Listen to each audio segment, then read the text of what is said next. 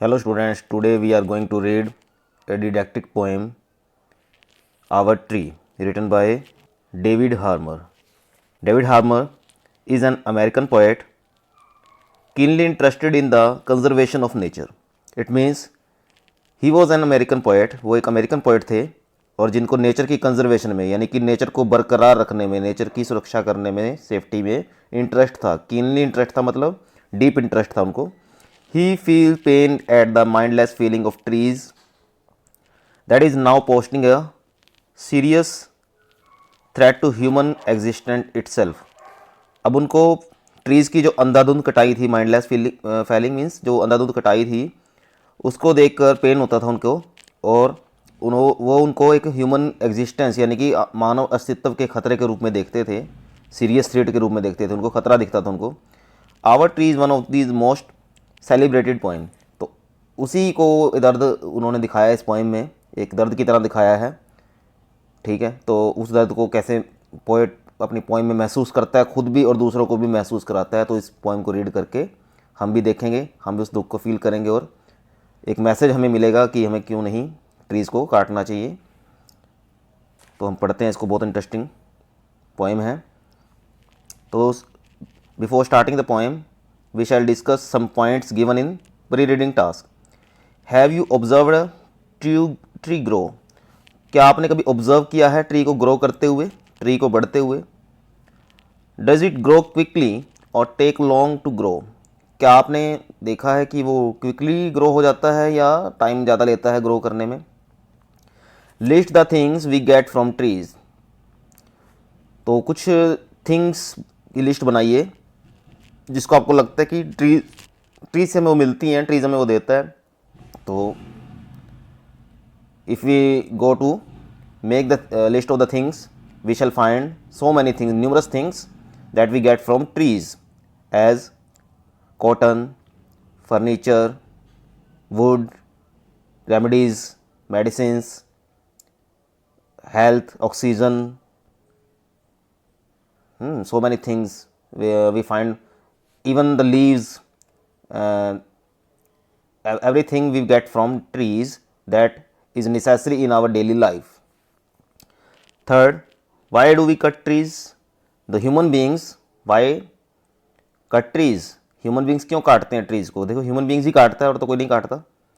तो क्यों काटते हैं, कट करते हैं? Because of finding the things from that tree.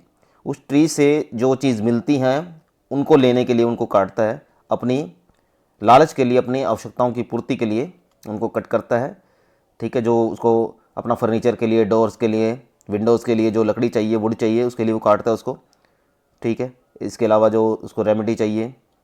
ठीक है, तो for everything that we find from tree the human being need to cut the tree. So the last question is being asked to us for from the depth of our heart. Is it good to cut trees? क्या आपको लगता है कि trees को काटना ठीक है, अच्छा है? तो I think the answer should be no. नहीं, ऐसा नहीं होना चाहिए. Trees should not be cut down. अगर काटना भी पड़े तो उसकी जगह पे दूसरा ट्री को मतलब प्लांट करना चाहिए जिससे कि वो ट्री ग्रो करें, तो उसकी जो कमी है कटे हुए की वो पूरी कर जाए. Now read the flying poem. अब इस पोइम में देखते हैं कि क्या पॉइंट डिस्कस किए गए हैं. It takes so long for a tree to grow, so many years of pushing the sky. So in first two lines we find the poet says it takes so long. It takes so long means time बहुत लगता है किस चीज़ के लिए? For a tree to grow, एक tree को grow होने में, बढ़ने में. So we can observe a tree does not grow in a single minute, hour, day और 2 day or a week. It takes a year, it takes some years, so long time to grow. As we grow in our life, that as well as tree grows. So many years of pushing the sky. So as I said, it takes years, so many years to pushing the sky means to touch. Here an example has been given to us. Some precedent has been given to us. pushing to the sky, pushing the sky to reach to the sky it means, but it is not as the same, literally meaning is different from the given words. pushing the sky means बढ़ने में, grow करने में. pushing the sky का मतलब यहाँ पे grow है. तो ग्रो करने के लिए ट्री को बहुत ज़्यादा ईयर्स लगते हैं, ठीक है, वो एक दिन में नहीं ग्रो हो जाता. Long branches stretch the arms, stretch the arms का मतलब यहाँ पे क्या है, स्प्रेड करना, यानी कि आर्म्स का मतलब यहाँ पे ह्यूमन आर्म्स की बात नहीं हो रही है, इनकी ब्रांचेस की बात हो रही है. आर्म्स का मतलब यहाँ पे ब्रांचेस है, लॉन्ग ब्रांचेस यहाँ पे दिया भी हुआ है. स्ट्रेच द आर्म्स यानी कि अपनी ही ब्रांचेस को वो स्ट्रेच करते हैं, स्प्रेड करते हैं, यानी कि फैलाते हैं जो ट्रीज जो है बढ़ते हैं. Reach out with their wooden fingers, wooden fingers is like a personification figure of speech given here as well as metaphor, कि एक दो चीज़ों को कंपेयर करके दिखाया गया है, फिंगर्स और वुडन को, ठीक है. फिंगर्स और ब्रांचेस को जो है मतलब एक दूसरे के इक्विवेलेंट बताया गया है. साथ के साथ जैसे कि ये बेशक ये लिविंग बीइंग्स हैं बट ह्यूमन बीइंग्स नहीं हैं, इनकी फिंगर्स नहीं होती, बट इसको ह्यूमन के साथ कंपेयर किया गया तो इसको पर्सोनिफिकेशन भी यहाँ पे बोल सकते हैं. सो मीनिंग क्या है यहाँ पे, reach out with their wooden fingers, यानी कि अपनी जो ब्रांचेस हैं उनको बढ़ाने में और उनको स्प्रेड करने में, और लॉन्ग मतलब उनको मतलब बहुत ज़्यादा बड़ा पेड़ बनाने में बहुत ज़्यादा ईयर्स लग जाते हैं. यानी कि लकड़ी, वुडन फिंगर्स मतलब यहाँ पे लकड़ी की अपनी ब्रांचेस को डेवलप करने में उसको बहुत ज़्यादा ईयर्स लगते हैं. Years drift by fall like leaves, here the meaning of drift is passing by. Years drift by यानी कि ईयर्स फ्लो करते हैं, बहते हैं, ठीक है, पास होते हैं, गुजरते रहते हैं. फॉल लाइक लीव्स, उसको अब यहाँ पे सिम्बली की तरह एक फिगर ऑफ स्पीच दिया गया है, लाइक एज ऐसे वर्ड दिया जाते हैं. तो लीव्स की तरह वो गिरते हैं, जैसे कि एक इसमें कंपेयर किया गया है कि जैसे ट्रीज़ के लीव्स गिरते हैं, उगते हैं, गिरते हैं, उगते हैं, मतलब कलर चेंज होता है उनका, सूखते हैं, गिर जाते हैं, फिर नए उग जाते हैं. तो इस तरीके से ईयर्स भी जो हैं ड्रिफ्ट करते रहते हैं, यानी कि पास चेंज करते रहते हैं अपने आप को, ठीक है. एक ईयर जाता है, दूसरा ईयर आता है, नेक्स्ट ईयर जाता है, नेक्स्ट ईयर आता है. तो ईयर्स भी ऐसे ड्रिफ्ट करते हैं जैसे कि लीव्स गिर जाते हैं. From green to yellow then back to green, कि जैसे लीव्स का कलर ग्रीन से येलो हो जाता है, सूख जाता है, वो गिर जाता है, then back to green, and वो दोबारा से ग्रीन ग्रो करता है.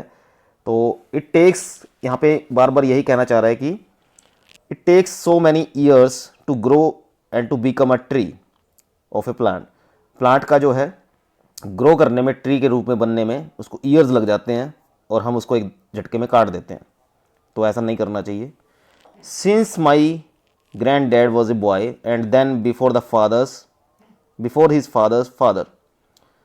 अब वो एग्जाम्पल देता है कि कितना टाइम उसको लगा है पेड़ को ग्रो करने में, कि जब उसके ग्रैंड डैड यानी कि ग्रैंड फादर जो थे वो एक बॉय थे, एक बच्चे थे, लड़के थे, तब से लेकर, and then before his father's father, और उससे भी पहले जब उसके फादर के भी फादर थे इस अर्थ पे, तो तब भी ये ट्री था, यानी कि तब भी ये प्लांट होगा, तब से ये ग्रो कर रहा है, तभी सब ये बन रहा है, पेड़ बन रहा है. There has been an elm outside our school. अब वो जो है अपने किसी नॉन ट्री के बारे में बता रहा है कि एल्म एक टाइप का ट्री है. ये एल्म का मीन्स जिसके ब्रॉड लीव्स होते हैं, लास्ट देखो यहाँ पे दिया गया हमें लास्ट में एल्म का meaning, a tall tree with broad leaves. तो ये एक एल्म का ट्री है, यहाँ पे देख सकते हैं पिक्चर में. तो ये ट्री जो है, there is been an elm outside our school. तो यहाँ पे एल्म एक पेड़ लगा हुआ है हमारे स्कूल के बाहर, ठीक है, आउटसाइड में. Its shadow long across our playground. इसकी जो शेडो है इतना डेंस है, ये इसकी जो लीव्स डेंस इतनी है कि इसकी जो शेडो है लॉन्ग अक्रॉस यानी कि दूर तक जाती है. कहाँ पे, आवर प्लेग्राउंड, स्कूल के प्लेग्राउंड में दूर तक इसकी शेडो जाती है और हम इसको इसकी शेडो में रेस्ट करते हैं, खेलते हैं. Today 3 men ripped it down. लेकिन इतना दुख हुआ आज देखकर कि 3 men आए और उनको उसको रिप डाउन कर दिया, यानी कि कट कर दिया, इसको गिरा दिया काट के. चॉप्ड इट अप, चॉप्ड का मतलब इसके इक्वल पीसीस कर दिए, टुकड़े कर दिए, इक्वल पीसीस बराबर कट कर दिए इसको। इट टुक 10 मिनट्स, और 100 इतने हमारी जो पीढ़ियाँ हैं, हमारी एजेस गई हैं इसको ग्रो करते हुए देखने में, लेकिन इसको 10 मिनट्स लगे इसको कट करने में। तो हम देख सकते हैं कितना मतलब एक डीप पेन यहाँ पे फील कर रहा है पोइट इस ट्री के लिए, और हमें भी एक किस्म से फील करवा रहा है अपनी पोइम के थ्रू।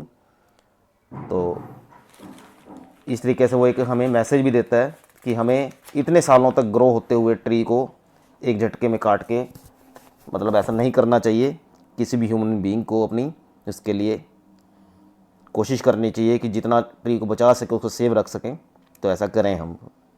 तो I hope students you have understand the poem very well. Thank you.